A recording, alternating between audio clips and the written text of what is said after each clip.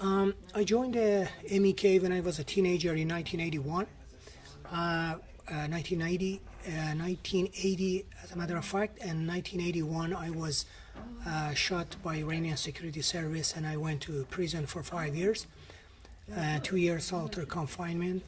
And in 1986 I left Iran to Pakistan, India, Canada, and later on US.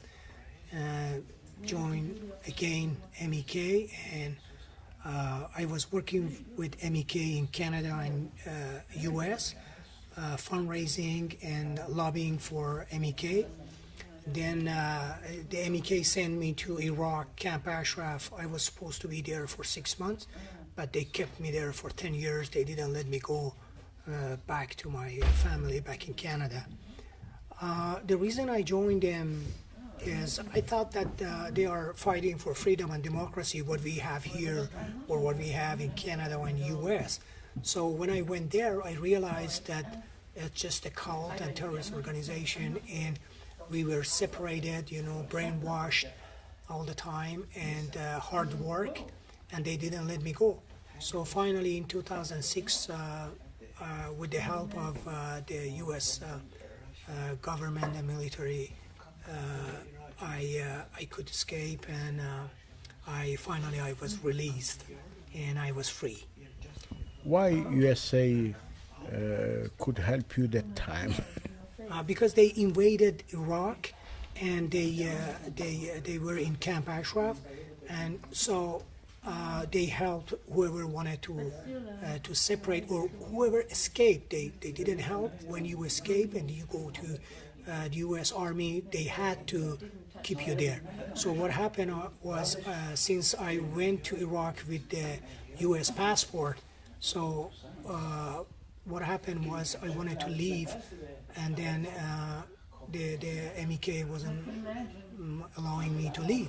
So finally they attacked me, they broke my arms, and I was lucky that at the time that they were trying to take me to another place, maybe to kill me, because I had a lot of information about their money laundering back in US and fundraising with fake charity and all that, so they didn't want me to leave. So at that time, the military car arrived there, and they saw me, and I called them, and they stopped, and they rescued me, and they took me to their camp, and later on they sent me to their hospital, and to take care of my hands, and so I was saved by U.S. Army. I think not the U.S. They don't support them. There is just some people. They are supporting them, like John Bolton or Rudy Giuliani, because they want to do what they done with Iraq and Syria and Libya with Iran, So they just want to use them. But the point is, Iranian people, they hate them. They killed, the MEK killed more than 12,000 Iranian people from 1981 to 1984. In 3 years, they killed so many people, and as you can see, they are dangerous to the European country right now, because their base is right in suburb of Paris, over Sorbas. This is their base, and as the joint investigation by FBI shows in 2003, that they were ready to do a terrorist attack against different places. And that's why the French government, the French anti-terrorist unit, they raided Mariam Rajavi's headquarters in Oversorwas, and they arrested her along with 169 people. And right after that, Mariam Rajavi ordered her supporter and member to set themselves on fire.